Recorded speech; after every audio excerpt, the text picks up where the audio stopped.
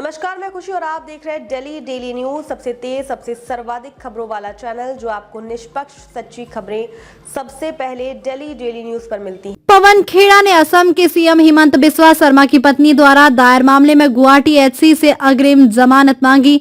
कांग्रेस नेता पवन खेड़ा गिरफ्तारी से बचने के लिए गुवाहाटी हाईकोर्ट का दरवाजा खटखटा रहे हैं। असम में मुख्यमंत्री हिमंत बिस्वा शर्मा की पत्नी रिंकी भुइया शर्मा के साथ एक तीखी तकरार के बाद एक हाई प्रोफाइल कानूनी ड्रामा चल रहा है।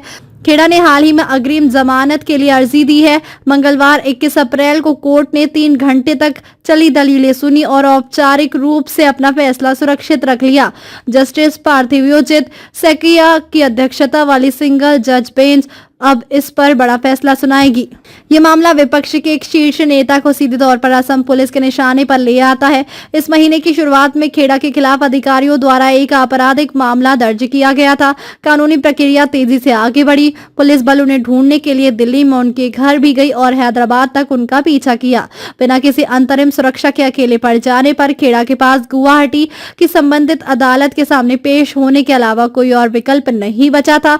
ये सब 5 अप्रैल को खेड़ा द्वारा की गई एक बेहद तीखी प्रेस कॉन्फ्रेंस से शुरू हुआ। वो मीडिया के सामने आए और असम के मुख्यमंत्री के परिवार पर बड़े वित्तीय आरोप लगाए। उन्होंने दावा किया कि उनके पास दस्तावेजी सबूत है कि रिंकी भुइया शर्मा के पास 3 अलग-अलग पासपोर्ट है। इनमें संयुक्त अरब अमीरात, मिस्र और एंटीगुआ और बारबुडा शामिल थे। खेड़ा एक कदम और आगे बढ़ गए। उन्होंने रिकॉर्ड की तस्वीरें दिखाई जिनके बारे में उनका दावा था कि वे छिपी हुई विदेशी संपत्तियों का खुलासा करती हैं।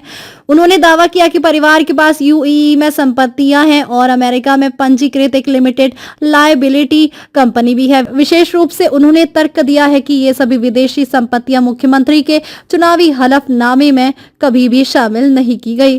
राज्य की राजधानी से प्रतिक्रिया बेहद गुस्से वाली और तेज थी। रिंकी भुइया शर्मा ने सभी आरोपों को जोरदार खंडन किया। उन्होंने इन आरोपों को पूरी तरह से झूठा बताया और कहा कि खेड़ा द्वारा बांटे गए दस्तावेज पूरी तरह से मनगढ़ंत है। उन्होंने 6 अप्रैल की आधी रात तक गुवाहाटी पुलिस कमिश्नरेट के क्राइम ब्रांच पुलिस स्टेशन में एक औपचारिक शिकायत दर्ज कराई।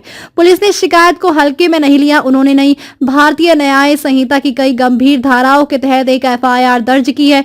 इन गंभीर अपराधों में आपराधिक साजिश, धोखाधड़ी और चुनाव से जुड़ा झूठा बयान देना शामिल है। अधिकारियों द्वारा सरकारी संस्थाओं के रिकॉर्ड में हेरफेर करने के लिए जाली दस्तावेजों का इस्तेमाल करना, जाली चीजों को असली दस्तावेज के तौर पर पेश करना, जानबूझकर अपमान करना और आपराधिक धमकी देना, ये आरोप भी उन पर लगाए गए। जिन कथित अपराधों को उन्होंने इस श्रेणी में रखा था वे सामान्य राजनीतिक बदनामी की सीमा से कहीं आगे थी। हमारे चैनल में बने रहने के लिए हमारे चैनल को लाइक करें, सब्सक्राइब करें, बेल आइकन दबाना ना भूलें।